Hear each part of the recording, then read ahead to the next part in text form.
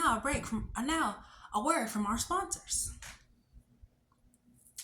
So who that sponsored this video is Jesus.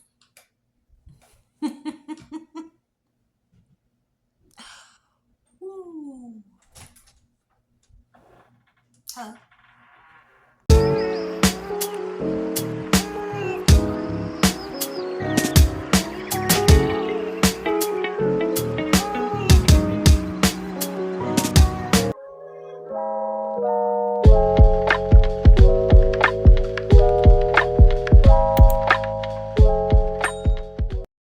I'm back with another video for my channel. This is part 4 of the story how God changed my life, and let's get into it. Wait, first of all, gotta get to the verse of the day. So I'm gonna use Philippians 4:13. I can do all things through Christ which strengthens me. That's gonna be the verse of the day. That's the one I know by heart. And I was like, I'm just gonna use that one because I think it's true. I know it's true actually. So this is part 4, how God changed my life. So at this point in the story, I have the license, I have the job, and I have the 2 jobs, and they're both going really well. I have this group that I'm a part of that I love so much, and I'm starting to build community. I'm starting to build community at this point. I have, my job people, I have my church people, I have my work people. I don't have a car. I don't have a car. And I am definitely still, I'm like, at this point, I'm still afraid to drive, definitely afraid to drive, can't drive, can barely drive because I got my license, yes, but I had not practiced at all since I got my license, and that was 2021. So, excuse me, this is 2022 now, and there's this lady at my job, and she was taking me to work. Like, she wanted to come pick me up because I didn't work there all the time. Like I said, I was part-time. So on the days I would go to work, she would come pick me up. She's like, I really like you. You're doing a really good job. Like, everybody here likes you. Like, you're doing a good job. So I'm gonna pick you up. So she picks me up for work, and she picks me a few times, but then she's like, you know what? One of the ladies that's in this, that, works in this area or workstation, she works for this organization. She lives in your neighborhood. Like, when I kind of pick you up, I realized like she lives in your neighborhood. And somebody else had told me that too. Like, my boss was dropping me off one time I got sick at work, and she was like, I don't want you to go on the bus by yourself, so I'll take you home. And well, I actually didn't get sick at work. I actually like had an incident at work where I like hit my head and like passed out. That's another story. Oh, let's call her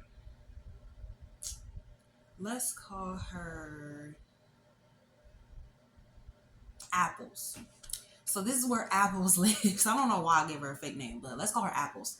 I'm gonna ask her if she can take you home. So I wasn't really sure if I wanted this lady to take me home because I really didn't know her like that. I used to see her around. She's like, hey, Janice. Or she's called me Janine. She's like, hey, Janine. And I'm like, why she was calling me Janine? And I think, I don't know what I thought of her, but like, I didn't dislike her, but I just really didn't know her. And like, I don't think I was nice to her because I think I was so used to everybody being mean to me at the job that like, the one person that like my immediate coworkers were the people that I work with were nice to me, but everybody else was like kind of weird, right? Kind of meanish, standoffish, strange. It was a very strange environment. And for the organization that it was, I just didn't expect people to be like that. So she was like, hey, Janine. And I would be like, I don't know, I feel like I was kind of meanish to her for some odd reason. Not mean, but like I wasn't happy or like joyous or like had an energy when I said hi to her. I think I used to be like, hey, I used to just be like, hey, back. Like, I don't know. So they asked her if she could take me home, and she said yes. So she started taking me home, and then she started picking me up in the morning as well. So she was like, do you know how to drive? And I think I said, I have a license, but I don't really know how to drive because I never had like driving practice. So at this point in time, I was saving for a car. And I ended up buying my first car. Yeah, I bought my first car. Bought the car from my brother who sells cars. Yeah, I know. Brother sells cars. Family can't teach me how to drive. Yeah. So I buy the car from my brother. I spent my money. I buy the car from my brother. And I park it in my driveway. and I don't drive it. I park it in my driveway. I think I bought it like the first week in January. Never drove it. Never drove it. Never even sat in it. Refused to even sit in it. I was that scared. I was that scared that I refused to sit in the car. I refused to even open the car door. It was just in the driveway, just sitting. So, eventually, after 2 months, I start driving, but I only drive to the grocery store, which is straight up the road, or to my doctor's appointment, which is straight up the road, turn left, straight up the road, turn left. And it took me months to even drive. It took me months to even drive to the doctor. Like, I was only driving to the grocery store, which is like a straight down the road situation. I used to park so far away from the grocery store because I didn't want to hit anybody. I used to like park on the side or whatever and then walk all the way up. So I was, and it took me months to start. It took me like 4 months, 4 or 5 months after I got the car. Then I started driving to the doctor. But yeah, it took like 4 or 5 months. And I got the license in 2021, bought the car 2023, and that was the scariest thing in the world. Or I drove to like my family member's house, which is straight up the road, turn straight, turn once. That's it. It's like a straight shot, and I would be crying and shaking like this the entire time at the wheel. I would buy $20 worth of gas, and it would last me a month because I wasn't going anywhere. And because I would always have it, I never let it go past halfway. So it lasts me $20 a month for gas. I got my car insurance, everything. I didn't even tell people I had the car. I told no one. So one day I'm driving and I see her husband. I see her husband because her husband would be in the car with us sometimes. So he would pick me up with her. So, or sometimes he would just pick me up by himself and we would go. He would drop me off. And her husband is in the car. I'm driving back from the doctor's office, right? And I'm stuck in traffic. And her husband is like coming out of an exit down this way, and I'm coming this way. And I'm like, oh my God, what if he sees me? What if he sees me in this car? Because I'm still getting rides from at this point because I'm deathly afraid of driving. So, like, what if he sees me in this car? And so I'm scared. I'm like, oh my God, what if he sees me? So I'm like, hopefully he doesn't see me. Hopefully he doesn't see me. Hopefully he doesn't see me, right? So I think a week goes by and I see them again. We're all in the car at this time. Like everybody's in the car. I think even their daughter's in the car. And I eventually became friends with their daughter, like I said, because they live around the road from me. So their daughter's in the car as well. And I tell them, I end up like saying, guys, I have something to tell you. And they're like, what is it? And I was like, I have a car. And they're like, what? You have a car? Like, basically, like, you have a car and we've been taking you back and forth for like 8 months now. So I'm like, they don't say that. They're just like, you have a car. So I'm like, I have a car and um, I don't know how to drive it. Like, I really just drive up and down the road. Like, I'm scared on the road. I'm super nervous. I don't go anywhere with it. I don't drive to work. I take the bus to work. I take the bus everywhere, but I do drive to my therapy appointments and to like doctor's appointments. So I go to physical therapy and I go to my therapy. That's all I drive to. And they're like, oh, wow. So I'm telling them all this and I'm like breaking into tears. And I'm like, I'm so sorry I didn't tell you guys. I'm so sorry I never said anything. And they're like, it's okay. It's okay. So her husband and her, they both offer. They're like, we will help you. We will teach you how to drive. Like, we'll be here for you. So after that, they start. So after I tell them, her husband goes, the other day, I thought I saw you. But I said, no, that couldn't be her. She doesn't have a car. That could not be her. He said, kind of looked like you, but I wasn't sure. So I didn't say anything. And it's crazy because I have been planning to tell them for like a few weeks. I'm like, all right, I'm gonna tell him next week. All right, I'm gonna tell him next week. All right, next week I'm gonna tell him. But then I saw him while I was driving home. So that was a Monday. And I just ended up telling them like that Sunday because I was like, I'm tired of the lies. The truth is emerging that you're looking at a car virgin. Start riding in the car with me and driving me to work. Like, they ride because they work, like I said, in this area. So they drive with me to work, and one of them sits in the car with me while I follow the other one. So they do that with me for a few weeks. They're giving me tips. They're helping me.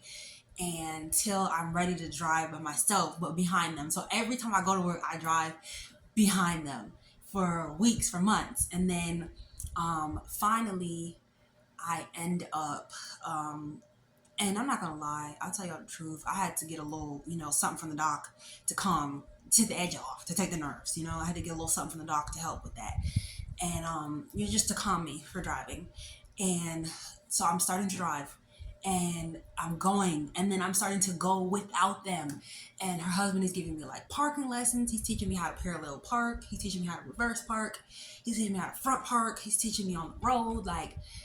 And God is sending these people, like their daughter and I are becoming friends. Like me and the lady, like I said, me and Apple, we're becoming such good friends. Like we talk on our car rides, which I still miss to this day, because like now we don't have those car rides anymore. And I don't actually talk to a lot of people. So me having these conversations with Apple were wonderful for me, because this was like my time to like actually speak, because I don't really talk to people. Even at home, I don't really talk. So not really. So it was so wonderful. So God brought these people into my life, right? And they're teaching me how to drive. They're showing me how to drive to the point where I'm getting the confidence to drive.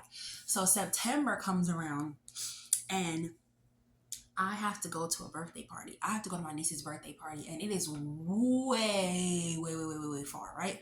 And they are so kind. Like they're giving me tips, they're giving me tricks, they're giving me all the tips for the highway. They're writing down everything. They put like this, they send me this app where they can track me in my car and everything while I'm going to her birthday party. And they show me how to put the GPS where I can take no highways, because I'm deathly afraid of the highway. So they send me that way, and I go to the party, everything's fine. And I take all these back roads, and then I go back from the party. It's time for me to go back. And I make a wrong turn, and I make a wrong turn again, and I make a wrong turn again. And this time the GPS is like, we're not freaking playing with you no more. The GPS keeps sending me. I'm like, where are they sending me? They sending me on the highways where they're sending me. So I'm like, okay, maybe it's just for a little while. They go, for the next 15 miles, you'll be on the highway. So I'm crying, panicking, freaking out. My sister's like trying to keep me sane, keep me straight up. My mom is in the car with us. And I'm like driving like this, like this the whole time. When I come home, my body is so tensed up from driving like that. And I get home, and I let them know, because I think I turned the app off so they can't see. They end up didn't see me on the highway. So I tell them what happened, and they're like, it's okay, you made it, that's good. They were so encouraging. Like whenever I tell them a bad story of me on the road, like I almost hit somebody, I almost ran off the road, I almost hit a brick, I almost got in an accident. They would be like, but you didn't. You did it. You made it though. You made it. And they always kept me positive. They kept me positive. And like, they're like family to me now. Like I'll be popping up at I don't pop up at their house as much as I want to, because that's so my thing. But I feel like it's kind of rude. But I go to their house, and I spend time with them, and I see them, and I love them, and they love me, and they're like an aunt and uncle to me. Their kids are like my cousins, and their nieces and nephews are like my cousins too, because I'm over there with them. And I love them, and they have been such a blessing to my life. And God brought them into my life, for sure, for sure. I know God brought me there for a reason. I've been there for years, and I know God connected me with these people for a reason at the time that they did connect me. And this is something I just wanted to share about the goodness of God, and like basically how God turned my life around from not knowing how to drive, being depressed, in bed all the time, rotting away, scrolling mindlessly, barely going to work, stop going to church, running from God, to God has me working a job, making good money, in church again, at a different church where I feel loved, I feel comfortable, and I feel that I can grow spiritually. I have a community of people who care about me. I have my job, and I have my regular job. I have my church home family. I have Sister Felicia, and I have a car. I have friends. I have a small group that I meet with, and the people in the group are so supportive. They've embraced me. I had a birthday party with them this year. Just going from having no community, like one or two friends that I wasn't even really close with, that I probably shouldn't have been friends with them to begin with for other reasons, and then having all these people who love me and who care about me, who pray for me, who call me, who love on me, who are there for me, who I can actually talk to, because that's for another story time, but who I can actually talk to. And God really just he changed my life. So I am hoping that this story time or this testimony can help someone, how God just slowly like brought things together. He got me this job so I can have the money to buy this car. He got me a job so I can have the money to pay for my driving lessons again. And he provided these teachers into my life that were either going to give me discounted lessons or lessons for free. Like when I wasn't in the area, the same area anymore, like they would come to my area to get me. Like these people from the organization that would um, support me and help me learn how to drive and take me to work and invite me to family events and embrace me as like a family member, or embrace me as like a loved one. And these groups that I was running, that not only did um, I get to be a part of, but I got to grow spiritually and grow confidence in myself and who I was and who God wanted me to be. And I told myself that I started to see myself not only how others see me, but like how God, like a little bit of how God sees me too. And so that was wonderful, just to hear my voice and to hear people that wanted to hear it, and people that wanted to talk to me and hear from me and inspired by the things that I had to say and to listen to me, because I was taught in the organization that I was working at, like when you're called on, you need to have something to say. And people who wanted to hear what I had to say.